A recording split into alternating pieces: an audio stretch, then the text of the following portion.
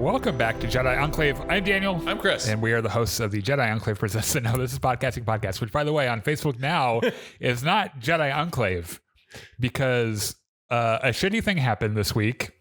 And I just realized I might start the show off venting a little bit. Okay, and I'm very sorry. It's our show. Yeah. We can do whatever the fuck. I apologize in advance. If you don't want to hear me bitch about something, I don't care. But also you don't apologize for anything. That's true. I apologize for the shit that should be apologized for.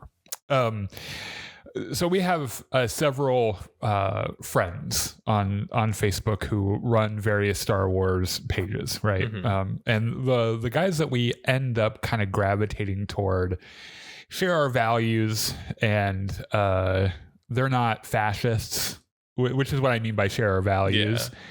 Yeah. And there were a couple of Star Wars pages posting some pretty leftist stuff, right? Yeah. And there were a bunch of like right-wing trolls in all of their comments, and then the pages started getting taken down one by one. We were pretty sure it was like a mass reporting thing. Yeah, and about right. Because apparently in Facebook's terms of service, you cannot impersonate a relationship with a brand. Which is, I guess, what you're doing when you run a fan page on Facebook with the word Star Wars in it. And so I scrambled. Our lives flashed before my eyes. And I was like, okay, is the word Jedi copywritten? It is. Oh, okay. So I was like, okay, this is podcasting copywritten? It is not. So I was like, I'm changing that motherfucker. Which, by the way, how very, what's the word I'm looking for? Fucking typical, 2 words, that the right wing, the First Amendment, you can't stifle my free speech, this and that. The crybabies. Yeah, the second you see something online and you turn into a little fucking snowflake and you go and hit the report button, just because you don't want to see other people's opinions on social media, you've become exactly what you claim to hate. And it's no surprise to any of us, right? Mm-hmm. As we've learned, and I don't want to get too much into politics this week, as we've learned and as we've said on this show a lot, every conservative accusation is a confession. And that is a fact. You can see that everywhere, from a coordinated effort to shut down free speech that expresses political opinions that aren't yours, to nominating a literal pedophile to your cabinet after winning a presidential election. As Attorney General, the person who's in charge of prosecuting, among other things, pedophiles. So, you know what? I've become a little numb to the election a couple weeks ago. And it's one of those things where it's like, it's where we are. I mean, global warming's going to kill us first anyway, but like, true. But still, like, especially with a fucking oil company executive as the whatever Secretary of Energy. Yeah, he did something like that last time too. He made Rex Tillerson, but he was the Secretary of State. Yeah, which also didn't make sense. No, but now we have a literal fracking executive. Yeah, in charge of our country's energy policy. Enjoy burning to death, I guess. There's a Fox News host somewhere in there too, right? Secretary of Defense, I think. Which the first time around was a post occupied by what's his name? The Mad Dog. He's the Petraeus. No, he's the one that got fired. No, Petraeus. I want to say he got fired because he fucked a journalist and told her like the new codes or something. Wasn't Petraeus either a W or a Obama guy? Yeah, Obama fired him. Yeah. Whatever.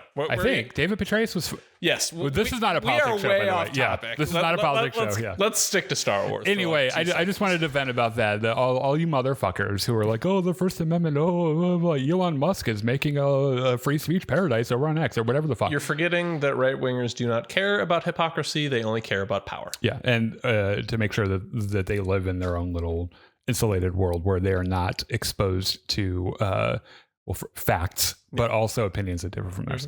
Today on the show, I think no more politics if I can avoid it. Gonna be cutting all that out of the podcast. No, I won't.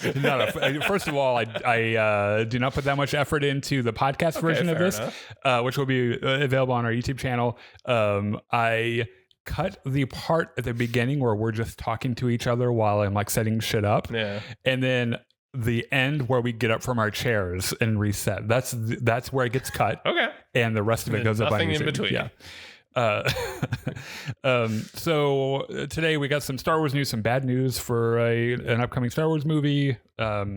We've the Penguin on HBO is finished, and because of our release schedule, we haven't gotten to talk about it very much. Now that it's over, we're gonna do a little deep dive into it. Do a little retrospect on the last 3 episodes at least. This last week I read Mace Windu, The Glass Abyss, which is one of the newest, I think, Star Wars novels that came out. Talk a little bit about that. While you're here, like us on Facebook, YouTube, Twitch, join us on Discord. We're on Blue Sky now. Oh, yeah. So if you're here, if you're like one of our 8 followers from Blue Sky who's here, thanks. Hello there. It's great to fucking see you. You know what I really love about Blue Sky so far? But there's no Nazis? I haven't found one. And there are lots of let's radicalize everyone. And if you say there's a... You know what? I'm not going to say that. That might actually get me in trouble on Facebook. Yeah. Let me just say that I've seen some memes where I'm like, oh, that would get you banned on Facebook or Twitter, especially Twitter. I give it a couple years until Blue Sky shitifies and becomes as bad as everything else. But for right now, it seems okay. Yeah. From what I understand, like, I don't know, Jack Dorsey had something to do with it. I don't know. By the way, my longtime and oldest friend, Joe, who is a little bit older than me, by the way, I think, is in the chat, says the Penguin was amazing. I thought it was amazing too. I thought it was one of the best shows I've ever seen, which is funny because that, like, there have been some amazing shows in American media, or really in just media, over the last 10 years. And that is like in the top 10 so really far. Good, yeah. Let's talk a little bit of news real quick. Okay. Where are we starting with? I'm going to start with where my notes start. So hold on a second. Mick Giacchino? Okay. I'm confused by this news. Okay, let me tell you something. So Mick Giacchino, the son of Michael Giacchino, famed composer. Famed Hollywood composer, did Rogue One, among other things. Rogue One, Jurassic World. He did all of the music for Lost. All 6 seasons or whatever. However long it was, yeah. A fabulous composer. Yep. His son apparently is also a composer. Okay. I don't remember if I've heard anything from him that I've been like, oh my God. It was reported this week that they're like, we've hired Mick Giacchino as the composer for Skeleton Crew, which is coming out next month. It's coming out in a couple of weeks. Now, okay, I get why you're confused about this, and the verbiage used on the Star Wars press release is a little weird. What I think they mean is that they hired him like a year ago. Oh, hopefully. He wrote all this shit, and they're just now revealing that, hey, this is who's doing the music. Let me tell you a little story about his dad, Michael Giacchino, in Rogue One. Okay. Michael Giacchino was not the original composer on Rogue One. Andre Desplat, the guy that did Twilight and fucking the last couple of Harry Potter movies, did the music for it. Okay. Now, as everyone is well aware, Rogue One went through some like tumultuous huge production thing. They reshot a lot of it. And then they were like, we have a different movie now. This music doesn't make sense. Yes. Can you write another film score? And he was like, no, I have other jobs. I'm so sorry. I already turned in my work. So they call Michael Giacchino up and they're like, we need a film score for a feature film, longer than feature film length film. And we need it done in a month. And Michael Giacchino was like, if the check clears, I'm your man. Yeah. So he wrote the film score for Rogue One in less than a month. Huh. Now, a lot of it is very good. Yeah. Some of it I hate. Okay, and fair. I think the parts that I don't like are, I'm pretty sure, like, it's just shit that he copied and pasted from like Jurassic World or something, where it's just like, oh my gosh, it sounds like literally from something else. Yeah. However, there are some really cool things that he did for Rogue One. And I've always really liked him as a composer. And also, this is another good spot for me to remind, since as we've said every week, Kathleen Kennedy watches the show. We are Disney shills, allegedly. She's got her popcorn and her red wine and is just having a grand old time. Yeah, every time we make fun of Mike Zero, she fucking cackles. She's curled up on the couch next to her lover, Brie Larson. Yes. Yeah, they are this close to scissoring. I'm Kathleen Kennedy. If you're I'm so sorry. There's no chance that you watch this, but if she does, I'm sure she has a sense of humor. Yeah. What was I saying? Oh yeah. Since all of the executives at Disney are listening as well, the fact that you've not hired Gordy Hobb to do a Star Wars show and or movie is fucking ridiculous. Yeah. And look, Mick Giacchino, I'm sure is excellent. I can't think of anything off the top of my head that he's done that I've actually heard. His father is fantastic. Gordy Hobb is a better composer. I guarantee it. You know what? If we were sitting here talking to him, he would say, "Oh no, that's not true," and he'd be fucking wrong. Shut the fuck up, Gordy. He's a better composer, and you know what? He writes in a style that is so distinctly his own, but also is impossible not to evoke John Williams. So he's done what? All the EA Star Wars games? A lot of them. He did not do. He didn't do Outlaws. Well, that's Ubisoft, not EA. Oh yeah. Does EA not own Ubisoft? Nope, they're different. I believe Ubisoft because either owns themselves or has another company. They do. They own themselves every time they try to release the game. Zing. So yeah, anyway, Mick Giacchino is writing the music for Skeleton Crew. He was talking a little bit about some of the shit that he was writing for it, and there are harps and synthesizers. And now he's trying to recapture the wonder of childhood and all that. Yeah, now it's okay. If you were actually hired last week and the show comes out in 2 weeks, you're literally shitting your pants just to get it done. That's why they did the trailer music that they did. I don't even remember what song it was, but it was not your standard. Oh, it was kind of different. Well, they usually do different trailer music for shit anyway. In fact, it's very rare for a film composer to do the trailer music for the movies that they're doing. Mm-hmm. The exception being John Williams, when he rescored, he took some of the music from Return of the Jedi and did by himself the first Force Awakens trailer, the teaser trailer. Yeah.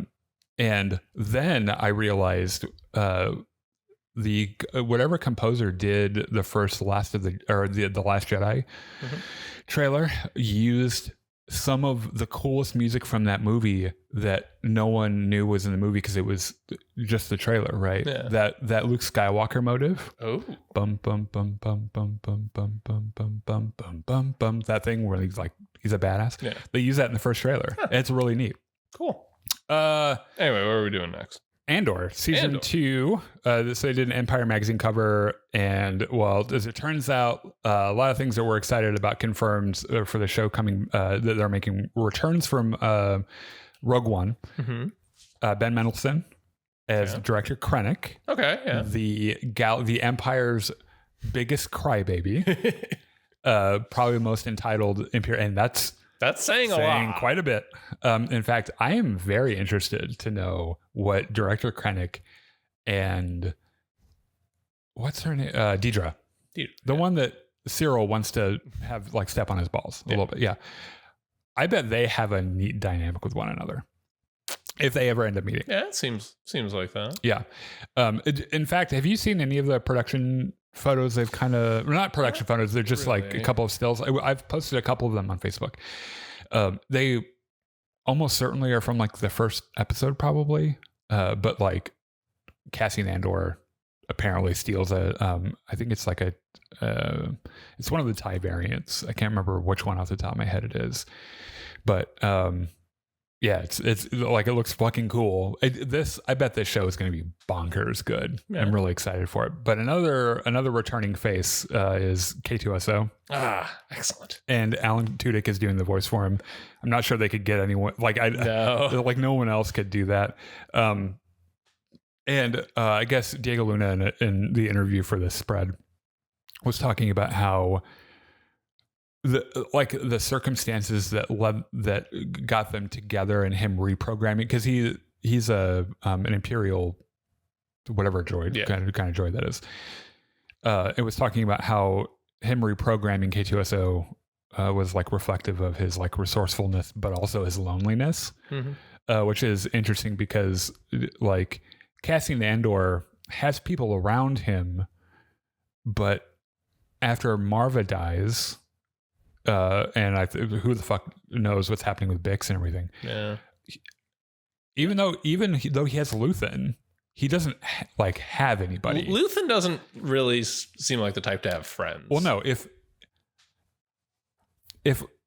Luthen pulling out a blaster and shooting Cassian Andor in the forehead would end the war and destroy the Empire, he'd do it like that without a second thought. Like he would, in fact, I bet he would burn Cassian for a less auspicious outcome. Like if they're like, oh, this one, like if you for whatever reason sent Cassian off to see the Backstreet Boys reunion tour, would like marginally disrupt like this one weapons trade thing the Empire is doing, you'd be like, okay, well, fuck it. And people would probably, send him to the Backstreet Boys reunion tour. So it's interesting that his like the one friend he would have after his little droid friends on whatever planet that was. Yeah.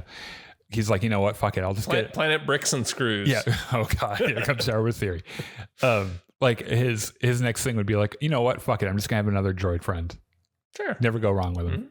Or maybe when he was in Space Daytona Beach in season 1, and the one droid like chokes him. Yeah. Maybe he's like, oh, we could do this in private. Oh, I kind of like. Yeah. Maybe I reprogram one of these motherfuckers.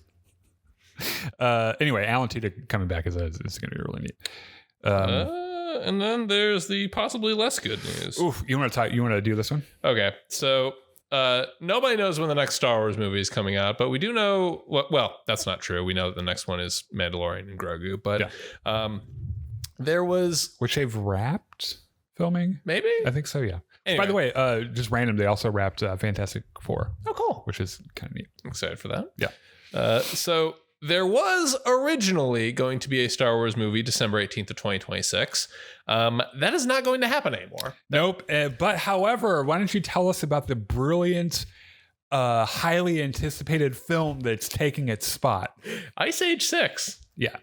Yeah. So I told John about this earlier. They're still making Ice Age movies. Yeah. I was like, the Rey movie apparently isn't happening in 2026. Guess which one it was happening? And I told him Ice Age 6, and he was like, there are 6 of those motherfuckers? Like, well, there's 5, soon to be 6. Yeah, but that is a little bit shocking. That's a little bit of a sting, honestly, because, well, let me just say that this was the one that Charmin Obaid-Chinoy was going to do. Yeah, but they've also had a revolving cast of writers and well, probably don't have a script yet. So. Yeah, because they had Stephen Knight, and then Damon Lindelof was the guy that did Lost, was attached to this at some point, and then Justin Brett Gibson. They're all gone. The other thing too is it's confusing to know, because apparently Rey is going to end up showing up in a lot of places coming up, like in some films or something. So I'm not really sure what's going on with this. And it basically boils down to Lucasfilm has a problem that they need to fix, which is it is very clear that they don't know what direction to take Star Wars in, right? And I'm not saying that as I mean, look, we are as fair as, I think, probably a little more generous to Lucasfilm than a lot of people are in general.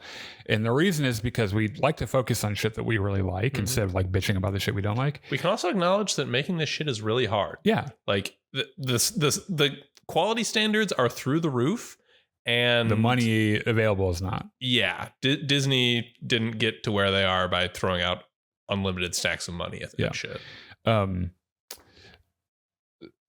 I feel like ever since The Last Jedi came out, or we'll say ever since The Rise of Skywalker came out, and whether or not you think it was for good or for ill, there was obviously a knee-jerk, let's point the ship in a different direction than where we are going. And And when instead they should have, because a lot of people were very loud about The Last Jedi. There was a black guy in it. There was an Asian woman in it. That, you know, there was... They told jokes. Yeah. It really triggered a lot of people. And they really it really, I think, spooked some folks at Lucasfilm. And so they went in the entire different direction for Rise of Skywalker, gave lots of saccharine fan servicey bullshit, and the result was a movie that was not very good. Yeah. Ever since then, I mean, they've had some success with like Mandalorian, right? And Andor, but I think this thing that they're doing, their indecision on what direction everything is going is why we're swinging wildly between things like Andor and Obi-Wan Kenobi, which should have been an easy home run. Yeah. Right? The fan favorite character, Darth Vader is in it. Moses Ingram is a fantastic fucking actor. They got a fantastic actor for young Leia. Right. Like all the shit there was like good to go. And they still fumbled it. Right. And I think this is at least part of that you can attribute to COVID. I mean, that's true. That is actually fair.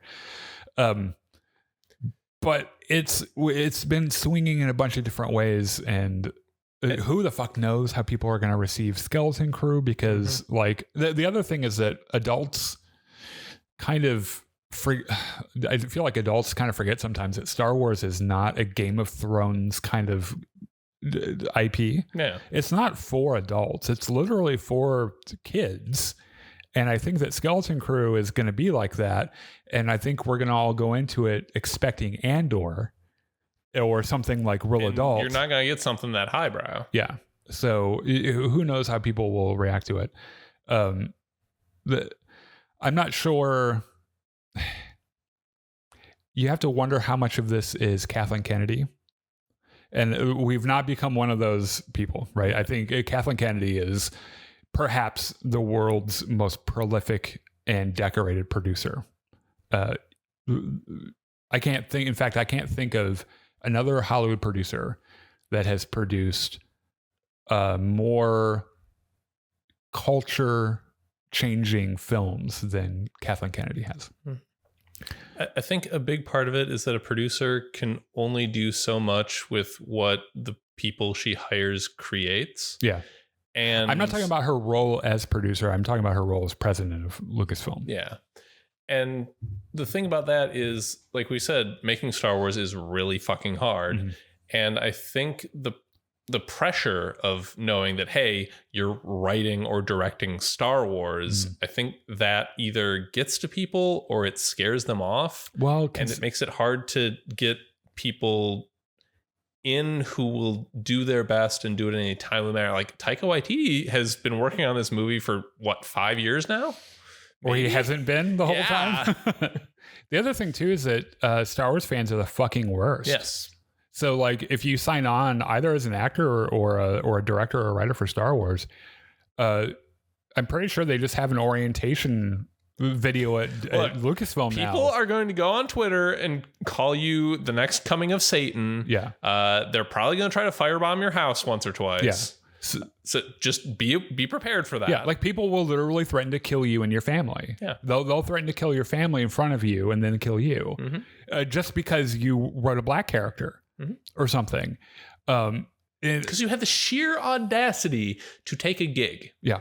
And it's just, that's another dimension to it. Yep. Star Wars fans are human beings, and as we've learned, I think in the past couple of weeks, as a keen reminder that human beings are fucking terrible. So, yeah, that's where we are.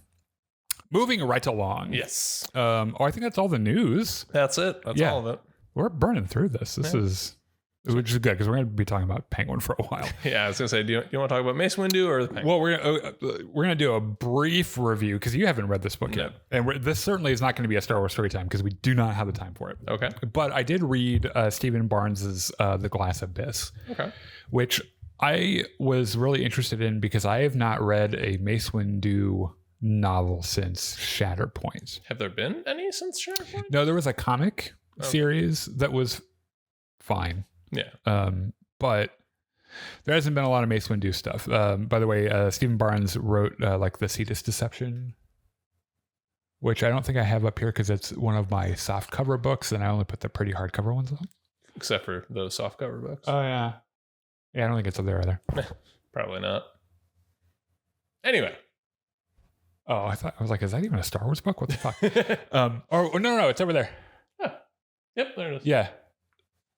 Wait, where did you point? I pointed just generally, but because Shatter points over there. I don't think Cetus Deception. You know what? I should. I think I saw Cloak of Deception and thought that was what you're talking about. It's, they all have like the same name anyway. So anyway, like since Shatterpoint, not like read a novel that centered around Mace Windu, and I really liked Shatterpoint a lot actually. And this one is it's interesting. Barnes does a lot of very heavy world building. Okay. And it kind of fucks with the pace at the beginning a little bit, but then it's like a mystery, and you start to realize that like the devil's in the details, and then you start paying attention to everything, and you're like, oh shit, like maybe this is important. Yeah. So this is the general thing. There's a planet in the Outer Rim that was something happened to it, and it turned everything into irradiated glass, pretty much. And the population lives underground, and they're just trying to survive. And there are people that can work into animals and shit. It's very, very strange. But there's this constant conflict between like this farmer clan and like these criminal like presences on thing. Now, as a young Jedi, Qui-Gon went out there as a little side project and really didn't tell anyone what he was doing. Yeah. Which is the most Qui-Gon thing possible, right? So episode 1 happens, right? Yeah. Qui-Gon dies. Yeah. And in the days following, Mace, who by the way was pretty close with Qui-Gon, despite the fact that they were very diametrically opposed. And how that relationship worked, I'm not sure, but Mace Windu loved him. And Qui-Gon loved him back. Like they really liked each other, despite the fact that they probably should have hated each other. A couple of days after the funeral, Mace Windu gets a hologram that's from Qui-Gon. Huh. He's like, Mace, look, I'm probably dead now. I need you to go out to this planet because shit's probably crazy out there. You gotta go fix it. He's like, I am almost certainly dead. And you will not find record of anything I'm doing or what I'm about to tell you about in the Jedis because I didn't tell anyone. And you can't yell at me because I'm dead. Now, here's the thing. To which Mace Windu is thinking, God damn it, he planned this out really well. So I need you... I told these people, like, I kind of fixed shit when I was out there, and I told them, like, you know, if anything ever happens, give me a call, and I'll come out and fix it again for you. I'll deal with it. And I'm dead, so obviously I can't. So, like, go and do that for me, please. Okay, goodbye. And so Mace Windu was like, what the fuck is happening out on this planet then? Yeah. And so he goes and he checks it out. And he goes undercover with like the bad guys at first. Okay. And the whole thing is like this mystery adventure thing. And there's the main baddie is like this this being who are two different beings just stitched together. Okay. It's very weird. They go by they them pronouns, but because there are two of them, not necessarily because you know anything else. And the thing I didn't love about this was, have you read Shatterpoint? No. They introduce a really interesting force power for Mace Windu in the episode 3 novelization, which is his Shatterpoint ability, which is that he intuits shatter points on things and people and events, which is he can look at something and see the spot where you could just a little bit of pressure and the whole thing explodes, right? And it's like an intuition thing. And they don't really do anything with that in the book. In fact, it kind of seems like they're just kind of like moving away from it, which sucks because it's a very unique power that only he has. The thing that they do actually kind of address is, do you know that like Mace Windu invented his own lightsaber form called Vapad? And basically it goes like this. Well, first of all, Mace Windu is like so exceptionally powerful on the light side of the Force that he but also really likes to fight and actually kind of likes violence quite a bit. Yeah. And since he's like so powerful on the light side, he can kind of get a little bit closer to the black hole that is the dark side without falling in, without, by the way, compromising his anything, right? Yeah. He just really likes to fight. That's pretty much it. Yeah. And so he invented this lightsaber form that kind of channels, it's like a lightning rod for some of his darker impulses. And he uses it to great effect. However, every apprentice he's ever taught, Vapad, immediately falls to the dark. Turns to the dark side. So he's like, you know what? I'm not telling anyone about this. Yeah, I'm going to stop teaching this to people. I'm just going to keep this to myself. There is a fucking hilarious part of this book where Mace Windu checks in on little baby Anakin Skywalker, who is now training as a Jedi. He's like, 10 years old or whatever the fuck. And Anakin is learned about Vapad, that it exists. And he runs up to Mace Windu and he's like, can you teach me Vapad? And Mace Windu's like, I will not. Not now. Absolutely not ever. That's a terrible idea. That's what is going through his brain. And it's like, we'll see. Well, I don't know if that's going to happen. But the whole thing, it's, once you kind of once the pace starts getting up, it's interesting. Mace Windu is a complicated character in the book, and I really love that as well. And like I said, I wish they had done something with the Shatterpoint thing, but they didn't. And you know what? I'm fucking over it. Whatever. So I would if I were giving it some stars, you give it like a 4 out of 5. Okay. Solid. Pretty good book. Yeah. Pretty good thing going on. Okay. All right. Let's talk about Penguin? Yeah, the Penguin. Oh God. Which we're okay. Let me explain real quick.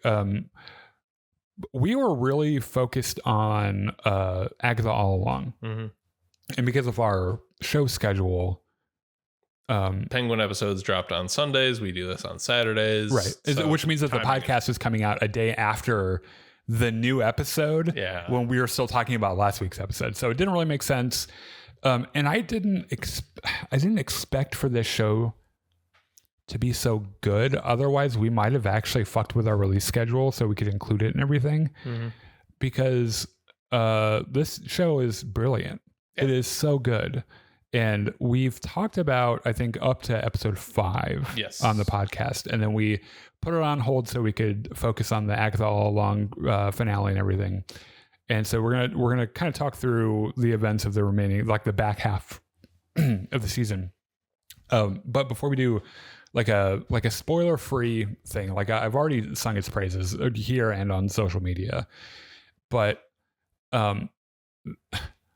this show is just so good. It is, and historically, in Batman media, shows that are in the universe but don't feature Batman don't do very well. And this goes there was an old show from the 90s that was if Batman and Catwoman had a kid, and that was the first live action Batman verse thing.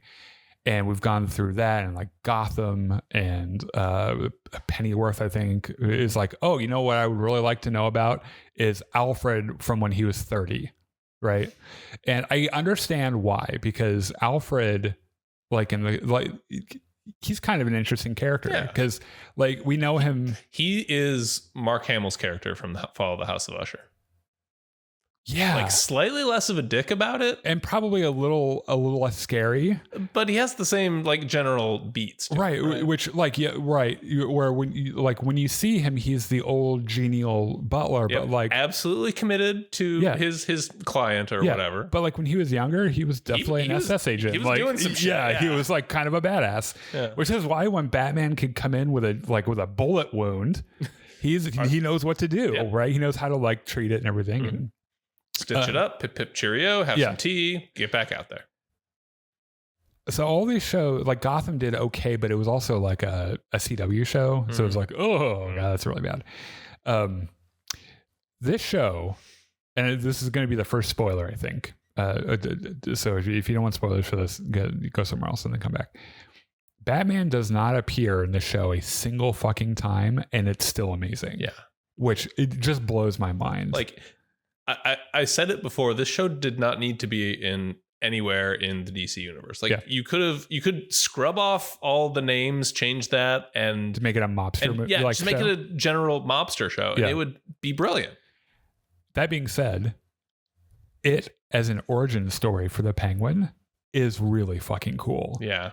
Because I did not realize that Oswald Cobblepot or Oscobb could be such a uniquely deep and interesting character. Yeah, because like the two versions of the Penguin that stick out to me are Batman the Animated Series, where he's like this cartoonish, rich caricature. Yeah, and he's always making squawky bird noises. Yeah, and then the Michael Keaton version, Danny DeVito, where he's this gross, womanizing monster, essentially. Yeah. Which, by the way, Tim Burton's Penguin had quite a bit of character development as well. Yeah.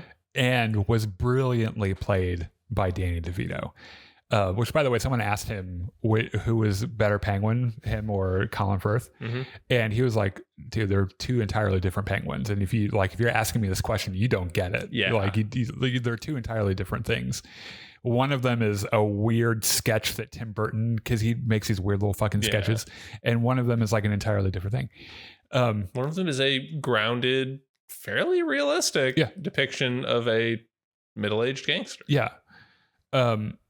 So like, I guess there are other Batman villains who I would expect to have like kind of weird, interesting beginnings. Mm-hmm. Like the Riddler, for example. I would love to know like especially the Matt Reeves Riddler, who's a QAnon guy, pretty much. Like, it would be interesting, and we learn a little bit about his background in the film. Like, he's an interesting character. Everyone is always like curious about how the Joker became how he is. Mm-hmm. I did not realize that Oswald Cobblepot would have had this really cool, like, from the streets of Gotham gangster thing, and it works really well for the character that we know. But also weird Oedipus complex. A lot of weird complexes. Yeah. This man needs therapy, and not from the therapist that Gigante had. No. Oh, which, by the way, I'm pretty sure he's Scarecrow. Someone pointed this out on social media. So Scarecrow is in the comics. I'm pretty sure most of the time his name is Jonathan Crane. In the Penguin, that therapist's name is Julian. I don't know what his last name is, but like in his office, there are like Penguin artifacts. Huh. And there's also another thing that I saw on social media. A couple of people realized, and we'll chat about it when we get there. There is a visual. There's no way they did it on accident. There is a stunning visual clue about a really interesting Batman villain. By villain, I mean organization. In the last episode, or the second to last episode, that dropped my jaw when I saw it. And I was like, people, like Batman fans are going to see this and they're going to know what it is. Okay. So we're going to talk through these episodes a little bit. I think where did we leave off? Is that episode 6? Yeah. So that was... Well, we haven't talked about episode 6 yet, I don't think. So episode 5, is that when she fucking... That's when she declares that we're the Gigantes now. Oh, Gigante, yeah. Gigante. I think she made the alliance with Salvatore Maroni. Yeah, and then she kills Doug Stamper from House of Cards. Yep. It says here, take the money. It's covered with blood. Oh, yeah, and then Oz and Vic go down to the tunnel. Yeah, and then they're like, let's start a drug empire. Yeah. And they're like, great. So episode 6, some time has passed. A little bit of time's passed, yeah. Like it's winter now, and their drug empire is working very well. They're doing pretty well. Yeah, they've given good paying jobs to find people of Crown Point. Right, which they need badly. And none of them seem that concerned. They're doing it for drugs. But it's 11. Yeah, but like everyone's like it's turning into like kind of a well-oiled machine. Like they've got the people with their jobs, they got the chemists, they have the Walter White, and you know, Oz has his lieutenant Vic, whose confidence only increases throughout the show, right? And so he's kind of on the word on the street is that Vic is Oz's guy, right? And everyone kind of respects him, which I'm like, oh, I really love that for you, right? He's grown up. But this does not escape the notice of his old friend of a friend named Squid, who before Oz was the neighborhood criminal guy. Yeah, it's like Squid was the guy in episode 1 who was trying to steal the rims off of. Well, no, he hired them. Oh, okay. He wasn't there, I don't think. Okay. He was the guy that got Vic and his buddies to go and try to steal Oz's fucking rims, which, by the way, worked out very poorly for one of them. Yeah. So, like. So Squid comes over. It's like, hey, buddy, Vic, you got a lot of money. There's some pretty nice shoes. Like, I want in on this. Yeah, I want to. It's interesting that he approaches Vic as a you work for me on this, and not I need a job. Like, can you help me out? Because I bet if he would have like approached it with a little more humility, as a, hey, like I heard there's work, like, you know, but he's not that kind of guy, right? He's the guy that wants to be in, you know, that wants to be in charge or whatever. And you can like immediately you can tell that Vic is like, oh, that's never going to happen. This is not a good idea. Yeah. But he's like, you know what? I'll talk to Oz about it. You know, I'll put in a good word. Yeah. We'll see what we can do for you. Squid immediately is like, sounds like bullshit. Yeah. But okay. It's okay. I know where you live, kind of. Right. Yeah. Also, what is with the woman that you brought up to your apartment, and who the fuck is that? Like that old lady with the chandelier, the lamp, or whatever. Yeah. He's like, I literally don't have any time in the day to tell you what that whole fucking thing is about. So they kind of they play back and forth on that, and there's even a point where Vic tells Oz like, I've got a problem. This guy's going to be a problem. Yeah, but Oz is like, what fucking, you going to fix it? Deal with it. Yeah, like, what the fuck are you telling me about it? So this boils over in Squid, like... So Vic approaches him, is like, hey, you know, I got some money for you. We don't presently have a position open. Exactly. But we have your application on file. We have your application on file. Here's a little reward for applying. You know, maybe we'll have something for you next week. A little bit of money. And Squid's like, the fuck is this, man? Fucking give me a job or I'm going to fucking rat you out of the cops. Yeah. And Vic's like, or I could shoot you in the fucking neck. Well, Vic says, okay, how about this? Why don't you just follow me down this suspiciously dark alley? Yep. And then I'll pull out my gun and shoot you in the neck. Yeah. And Squid's like, no, I don't like that idea, but I guess it's too late. And he fucking bleeds out, right? And it's kind of a pivotal moment for Vic because he's never gotten his hands dirty like this before. And he's got to, it's not a necessarily quick death, and it is not an easy death, and he has to watch him die. And Vic is like, he is horrified. Yeah, he's like, well, okay, I probably won't be shooting anyone else in the throat again ever. But also learn to take no for an answer. But also fuck you, Squid. If I'm going to shoot one man in the throat in my entire life, it's going to be you. Yeah. And you know, it's kind of a big pivotal moment for Vic in that episode. Salvatore Maroni is apparently just crashing at Sophia's house. I like their earlier dynamic with one another, which is like, because Maroni's wife and kid are dead. Yeah. And Gigante,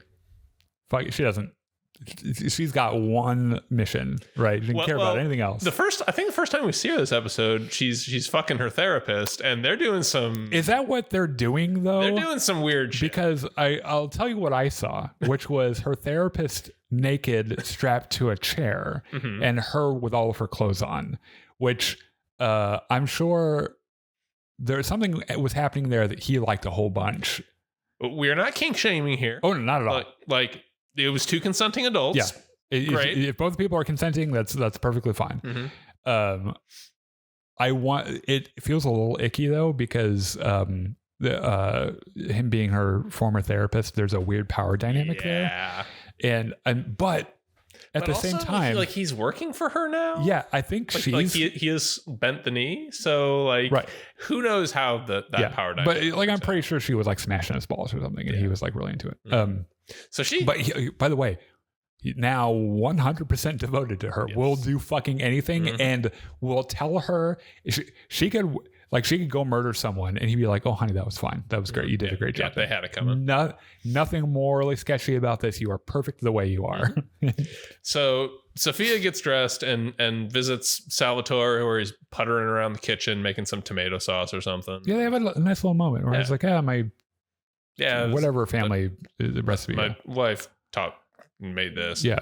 Have I told you I'm sad about my wife and kid? And she's like, oh my God, all you talk about. I get it. They burned to death. It's very tragic. Now, can I have some of that? Yeah. I told you about how I gassed my entire family, right? Like, I'm sorry about your wife. Like, I kind of feel like families are overrated a little bit. Right. I'm doing fine on my own. I've got my therapist and shit. Oz decides he's going to be a man of the people. Mm-hmm. And so he goes and visits the city councilman that's like, I guess, responsible for their area. Does a total gangster thing that I've never seen anywhere, which is it takes a pair of needle nose pliers and grabs the dude by the septum of his nose. And he's like, look, you're gonna restore the electricity at Crown Point, like right the fuck now. He's like, please let go of my nose. It's funny. There's a really funny joke here to be had with the snatching the nose and I've got your nose thing. Yeah. Thankfully he agrees to look into it before he just fucking rips his nose off. This is an interesting thing. Like, you have to ask yourself in the first episode when he's talking to Sophia's brother, look, Alfonso, whatever the fuck I can't remember what his name is. He was talking about that old school gangster that was a man of the people that everyone respected and everything. And you got to wonder if he's doing this electricity thing to be seen as the hero or to actually take care of his community. I think it's the first one. I think it is too. Knowing what we know about Oz, like we've had the benefit of seeing how this ends. Too, he cares way more about appearances than he does about people outside of an extremely limited inner circle. There is a terror-raising conversation between Sophia and Eve. Yeah, so Sophia gets a tip that Oswald has a prostitute girlfriend. Yeah. So she goes out and starts talking to some sex workers, and they're like, yeah, we don't know her. And then there's one that says, oh, yeah, she lives right upstairs. Let me show you. Yeah. So Sophia goes in there and talks to her, and Eve's like, yeah, I told her to send you up here because, figured if you're going to shoot anybody, you should just shoot me. Yeah. So this is one of those conversations where toward the end, you're like, this is not going to go well for Eve. No. Because we've seen Gigante just fucking send people straight to the Backstreet Boys reunion tour. Which, by the way, if you're just coming here for the first time and you've heard us say that 3 or 4 times, there is a very specific phrase that YouTube doesn't like you to say. Yeah. So we are substituting that with sent to the Backstreet Boys reunion tour. Yeah. So whenever you hear that, just know that a character is unalived. Mm-hmm. Yeah. That they have shucked off this mortal coil. Yeah. They've what is it that Reagan said after the Challenger crew? They've gone and snuffed it. No, they've escaped the surly bonds of earth and touched the face of God or whatever. Yeah. So anyway, I really thought she was just going to cap her right there. Yeah. But she leaves her alive. Well, a couple things. I think she respects like the balls that Eve showed. Yeah. Well, I mean, Eve's like with her line of work and shit. She doesn't fuck around. Yeah. She could kick my ass probably. And the other thing is like, I think Sophia saw a little bit of herself in Eve. Oh, sure. Yeah. And was just like, I don't feel like being that bad of a She's like, guy. You know what? Girls get it done. Yeah. And then she leaves. But she knows that Oz is hiding out in Crown Point now. Yeah. So she goes down to Crown Point and goes into the building. Goes a little bit, it does some sleuthing. Now, so at the end, we know that... Meanwhile, the power got turned back on. Yeah. And Vic is hanging out with Oz's mom. Yeah. And we should remind that is in the throes of deep dementia. Yes. Yeah. Like she is not doing too well. But like Lewy body dementia. They get some of the mom's old music on records. Yeah, she likes music a lot. And they start dancing and it's really cute. Mm-hmm. And then you see that the door is open and Sophia's standing there with a fucking crowbar. Yeah. And that's where the episode ends. Yeah, it's really sweet too that Vic is taking the time to make Oz's mom feel a little safer. Well, Vic knows how much his mom means to Oz, and Vic is totally devoted to Oswald. Yeah. Yeah. So, yeah, the cliffhanger ending on that episode where Gigante has found the one thing that like Oz has tried very hard to hide from everyone. His one weakness. Yeah, right. So, in the next episode, we get a whole flashback about what happens to his brothers. Yes. And it's really heartbreaking. Yeah. And it also it gives a different dimension to Oz. Yeah. That give like, so we see that like he's extremely, I want to say almost possessive of his mother's attention. Oh yeah. Like he's a total mama's boy. Yeah. We see, I'm pretty sure this is the old school gangster he was talking about, who is the man of the people. Right. Yeah. We see that his mom was working as the bookkeeper for this gangster. Right. Then he goes out with his brothers and they're, out there hanging around, and it starts to rain. So they go down to the tunnels where they like to hang out. Yeah. And they play flashlight tag, and Oz gets really pissy and decides, you know what, if you're going to hide down this ladder when I got a bum leg, you can just stay down there. Mm-hmm. And he locks the storm drain door and they drown. Yeah. While he goes home and snuggles up with his mom and watches a movie. Lies to her about where they were. Mm-hmm. And it's kind of horrifying because it's borderline sociopath. Yeah. Well, I don't think it's even borderline because he shows no remorse. Mm-hmm. Like he even after it's clear to him that something bad happened because they've been gone for so long. Yeah. The closest he comes, I think, is like at one point he looks over his shoulder to look out the window and see it's still raining, and then just goes back to watching the movie. Right. It is deranged. Chilling. Yeah. So Vic wakes up.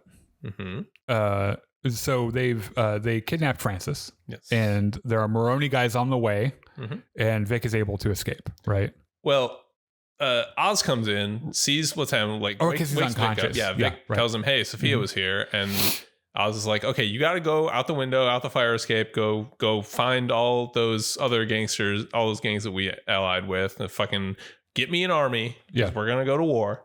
And then so Vic leaves, and Maroney guys come in, including Sal, and they capture him. And Sal, beats him up with his 9-iron that he took out of Oswald's apartment. He was waiting to use that club the entire day. Yeah.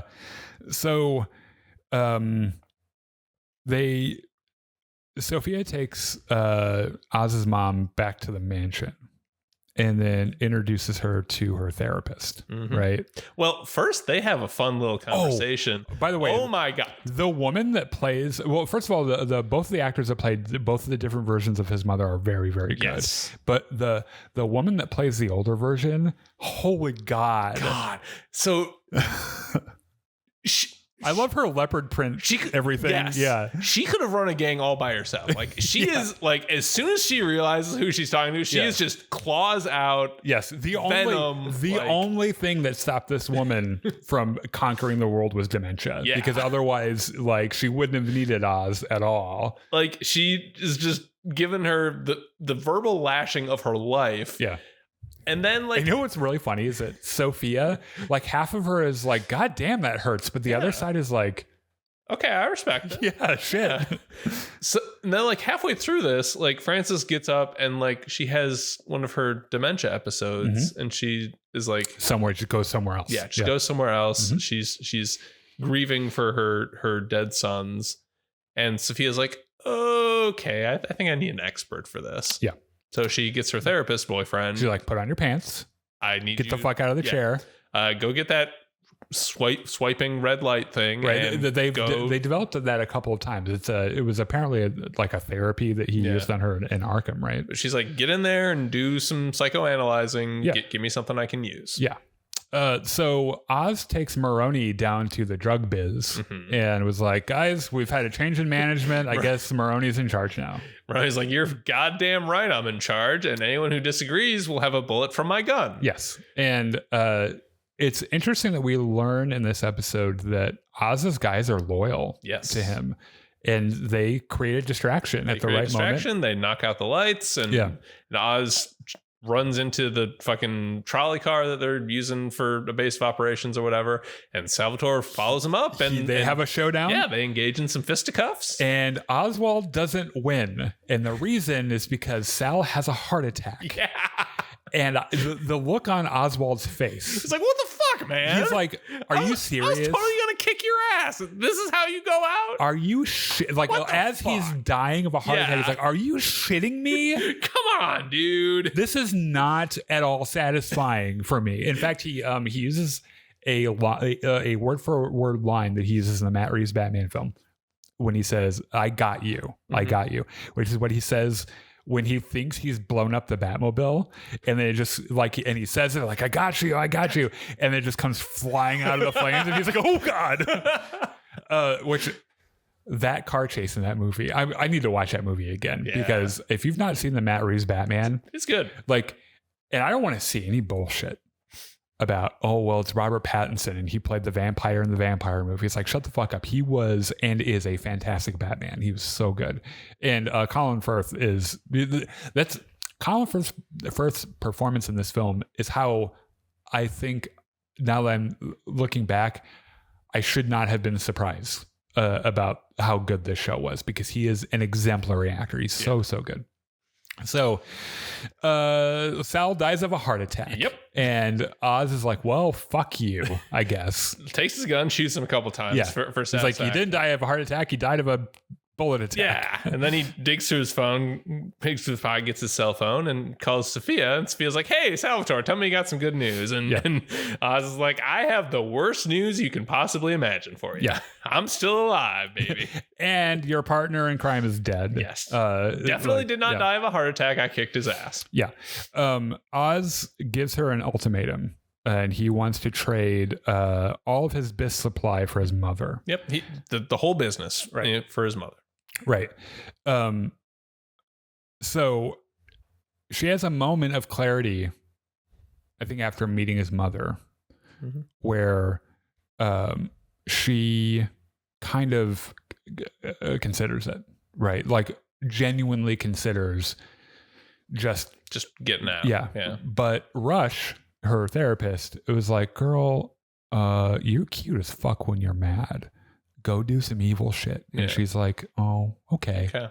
So they work out the exchange, and Sophia's going to take a car down into the tunnels, and then they'll trade the mother for the business, and I'm pretty sure Oswald is planning a double cross because he has all his guys get guns. Of course he is. Oh yeah, no, he's going to do the same thing he did to the Maronis. I'm surprised 100%. He wasn't. Yeah, and the thing is that if you're literally anyone who's been paying attention, you know that's baked in. You know that like when you're dealing with Oswald Cobblepot, Oz Cobb, that you like. This is just what you're gonna get. Yeah. So the car comes down and fucking Sal's phone rings and it's Sophia. So Oz was like, all right, we doing this? And Sophia's like, well, no, actually. Well, in a way, yes. See, I left you a very special surprise in the back of the car. Right. Okay. Now, the instant, by the way, that the driver got out of the car and started running, I knew what was going on. Okay. I really thought that that his mother was going to be dead in the back of the car. Nah. And I think that's what he was meant to believe, right? Yeah, that is like the way everything was set up. Yes. You were supposed to think that. Yeah, they put her leopard print pants over. And they put a little wig that almost looks like her hair. And he pulls it back and it's a bomb. It's a lot of bombs. Yeah, it's like a fertilizer bomb, right? He's like, shit. Yeah, and he's like arm flailing, running and shit. And it explodes. Well, and he actually hides in the same like storm drain where his brothers died. Yeah, right. Which probably saved him because that's a big, heavy fucking door. It's so much explosive, like the seal, like the road above them collapses. The whole tunnel system there collapses. Yeah, and it's this huge catastrophic event in Gotham. And that's where that episode ends. So I believe part of the flashback that we saw was his mom taking him to a jazz club and them dancing. Well, because she was going to get him whacked. Yeah. Well, we haven't gotten there yet. Yeah. But still, just to let you know, she was going to have him whacked. Yeah. Because, we find out that she... hang on, but let me finish my thought because we were talking about this the last episode. So Sophia and her dudes take Oz's mom into that same jazz club, and that's where the episode ends. Yeah.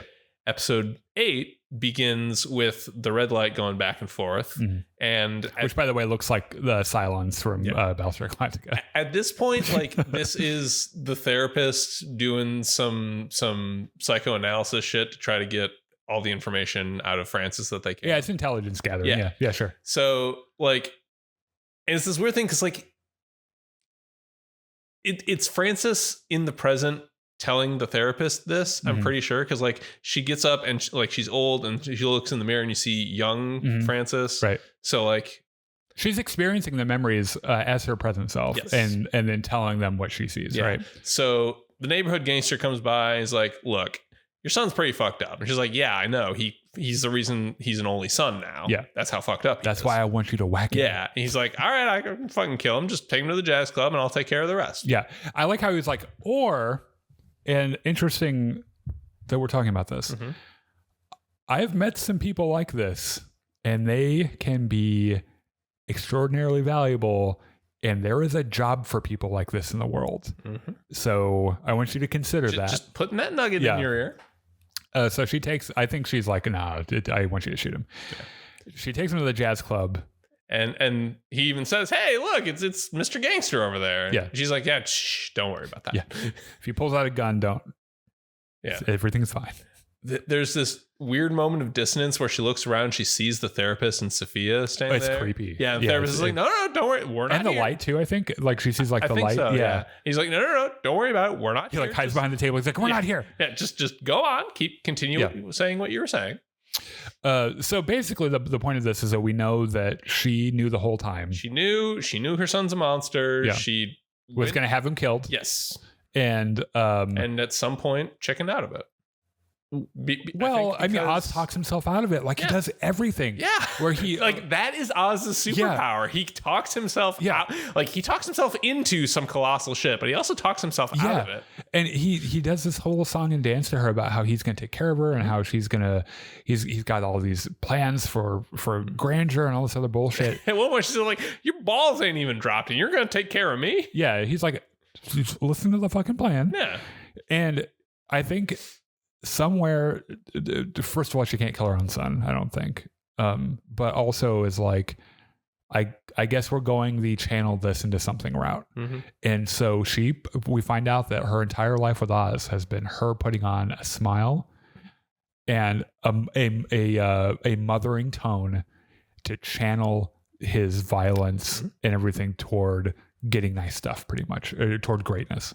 Meanwhile, in the present, Oz actually got knocked out and kidnapped by Sophia's pet detective. Right. So he's over there at the jazz club now, and he wakes up and he's like tied to a chair and has a rag stuffed in his mouth. Yeah. And Sophia comes out and is like, hey, I thought we'd have a nice little family reunion here. Here's your mother. Here's the nice jazz club you really liked. Doesn't this bring back memories? Yeah. Like, how about that time that you killed your brothers and your mom knows all about it? And he's like, what the fuck are you talking about? What? Despite the fact that he knows the jig is up, because he's such a narcissist, right? He has such a personality disorder that he cannot admit to what happened. It's either that or he's absolutely convinced he can still talk himself out of it. Probably both. I would bet both. But this whole thing, it's a very heart-wrenching ultimatum between his mother and him, where she lets him know how she's always felt about him and how he it crushes him, but he's got to pretend like it's not real. Like he's got to stick to his version of how everything went down. And she gets so fed up with his bullshit, she breaks the bottle and she fucking shanks him right in the stomach. Yeah. And then she like looks over her shoulder and like she sees her 2 dead sons, and she's like, "Oh, yeah, God." yeah." She has a moment. Yeah, and collapses, has a stroke and falls over. Yeah. So Oz is able, of course, to Oz get out. Gets free, shoots some of Sophia's goons. On his way out of the door, by the way, the detective that brought him in shoots him shoots him in the head, takes his car. That dude died happy, by the way. Yeah. Because he had just put some drugs in his eyes and was like, "Oh, that's nice," and then just get shot. Yeah. So Oz takes his mom to the hospital and checks her in and like steals someone's phone, calls Vic. Yeah. So Vic, meanwhile, has done what Oz wanted, gathered up all the gangs, went down to fight this war, only to find that the whole thing has collapsed. Yeah. And they're like, no. They're like, Oz is dead. Yeah. The deal is off. We're out of here. Yeah, we're going home. Vic's like, you bunch of fucking cowards. Like, what the? You talk a big game, but when the shit comes down, you're not going to do anything? And like, he's about to get shot. Yeah. Like one of these guys is pulling out a gun when the second in command of the Chinese triad comes up, punches him in the gut. I think Zhao's guy, yeah. He's like, "Hey, I'm going to punch you in the gut here. You need to fucking watch your mouth because you might get shot and then you really would be nothing. Yeah. Now, like, do with this as you will, but because of me, you're alive. So, go live to fight another day, motherfucker. Maybe you can find Oz and do something about this." Yeah. So basically, we're going to speed run some of this. Mm-hmm. So Oz comes up with this plan to move up in society. Yep. Right. He goes down to City Hall, talks to the councilman. Now, this is what I was talking about earlier. He walks into the main city council chamber. Yep. Which, by the way, Mayor-elect Rael's name is on her little plaque. Around the chamber are these egresses with curtains and then lights. Each of them making the distinct shape of an owl. Oh. Which, if there are any Batman freaks out there, knows that the Court of Owls is a really interesting, like, Batman villain. That the whole thing is that they're in all the high places of government and society. It's like a secret shadowy cabal of rich people that maybe Thomas Wayne was in, or maybe he wasn't. Who the fuck knows? And that was intentional. That had to have been intentional. I'll show you when we do the Battlefront stream. So he talks to this councilman. He's like, he basically tells him, "Hey, Sophia's doing all this illegal shit." Frames Maroni for his own drug operation. Yep. Like tells this like everything, Oz is able to neatly tie every little knot. He essentially confesses everything, tins it on Sophia and Maroni, and says like, "Hey, now you know everything. You can do something about this. You can fix it and be the big man." Yeah, and then I scratch your balls, you scratch my balls. You fucking introduce me to the mayor. We have dinner sometime. It'd be great. I fuck your wife. He's like, "Well, how does that help me?" And he's like, "It doesn't. It helps me. But it's okay." So he goes out to go back to the car, and Vic has been snatched by the triad. Yeah. Sophia, by this point, had gathered up all the gangs and said, "Look, I'm going to leave Gotham. Whichever one of you." Yeah, I like how she's like, "You know what? I'll give you everything." Yeah, I'm so fucking over this. You can have everything, all the infrastructure, all the empire, everything. I just want to kill him and leave. Yes, please. And they're like, "Okay, we'll go find him then." So the triad has Oz, and Sophia's like, "Let's meet me at the hangar. I'm going to shoot him and get in my jet, and we'll go." And they get there, and Oz is there, and then all of a sudden, the triad turns on their leader and all of Sophia's guys, and Oz is like, "Bro, all these second in commands just are tired of being overlooked." Yeah. And like we see a montage of all the second in commands of the other gangs killing their leaders. This was, by the way, not a brilliant plan of Oz's. It was a brilliant plan of Vic's. He's the one that was like, "Oz, listen to me. They're all ready to take over. Like, all you have to do is give them an opportunity." This was Vic's design. Yeah. And it was really cool to watch it happen, because maybe not really cool to watch it happen, but the fact that it came from him, he had the intuition to read the situation and gave that information to Oz, and it won the fucking game for him. Yep. Yeah. So Sophia ends up getting arrested by the cops and sent back to Arkham. Yeah, which oh god, talk about something worse than just because she thought that he was just going to shoot her, and he acted like they were going to do a Sopranos and look at the cops look at the trees, and the chief with the weird voice arrests her. Yeah, God, I hate that guy. I really don't like his voice. So Oz goes to see his mom in the hospital, and she's like not doing so great. And she's a vegetable. Nurse says, she has very little brain activity, and Oz just breaks down because like everything he's been doing has been for his mom, and now like he won, but what was it all for? Like what was the point? And then I think at some point he's like, it was for me. And we kind of two more big scenes that stick out in my mind. So he's sitting with Vic outside and they're drinking. I don't want to talk about this. Can we just pretend like this part didn't happen? You can plug your ears for a second, but I feel like we have to do a duty here. So it's like when Prince Oberyn died in Game of Thrones. Like, nope, that didn't happen. I liked him. So Oz is like, we won. It's great. And Vic is like, thank you for bringing me along. You know, you're like family to me. And Oz just kind of throws his arm around her shoulders, like, kid, you're right. You are like family to me. Yep. Then starts choking him as like family is a weakness I can't afford, and Vic goes to Backstreet Boys reunion tour. Fucking yeah. Now a couple of interpretations with, first of all, just a gut punch that you're not necessarily even surprised about. When you realize that when they met in the first episode, he was about to kill him anyway. And like throughout the first 2 or 3 episodes, he was a hair away from killing him a couple times. You have to wonder if there's something, and I don't even, this is going to sound kind of terrible. There's something strangely sweet about his logic of this, which is I care about you too much for you to be used against me, which isn't sweet. It's insane. No, it's absolutely insane. But it's a hint that he really feels something toward Vic. Or was it all of these fucking gang bosses were just overthrown by their second in command? Maybe. Yeah. I could see that. Yeah. And that is not happening to Ozcom. So fuck off. Throws his ID in the lake. Yep. There's a fan theory going around that he's going to get rescued by Batman. That he's going to find him minutes later, and he's going to become not Dick Grayson, but Vic Grayson. I don't know about that. That would be stupid. It would ruin the moment that happened. But yeah, apparently that character dies, and it sucks because he was he was great. I think I liked him more than Oz, and Oz was amazing. I think you were meant to like him more than Oz because he's less of a which, by the way, I think that the whole reason for this is that they did some legwork humanizing Oz, and then they were like, no, we need to remind everyone he is actually really a villain. He's a Batman villain, and there's a reason why.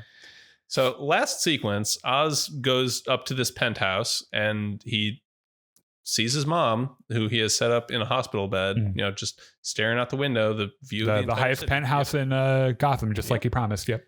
And then he goes in the other room and his girlfriend is there dressed like his mother, literally like his mom. Yep. Same dress, same makeup, and they're like, "Oh, that's weird. Maybe it's weird. Maybe it's like even just her hair is like exactly and you're like, oh, maybe he's just gonna keep this to himself, and no one knows. And then he's like, then they start dancing. And he's like, "Tell me you're proud of me." Yeah, he's like, "Tell me you love me. Tell me you're my mom and you want to fuck me." And you're like, Oz, what the fuck? Yeah. What's wrong with you? And because, just to remind you, this is a Batman show, the last shot is the night sky with the bat signal. I think that was the one Batman cameo, which it was like, it only lasts for like a fraction of a second, but yeah. Anyway, phenomenal show. If you haven't seen it, go watch it. Like, even though we spoiled the whole thing, go watch it. It is fantastic. They'll almost certainly do a second season, and I think we already know that Penguin is going to be in the second Matt Reeves Batman movie a lot. So this is a good good precursor for that too. So we're gonna reset, go play some Battlefront, talk more about nerdy shit. Come and join us. It'll be a lot of fun. Otherwise, thank you for dropping by, and we'll see you later. Bye-bye.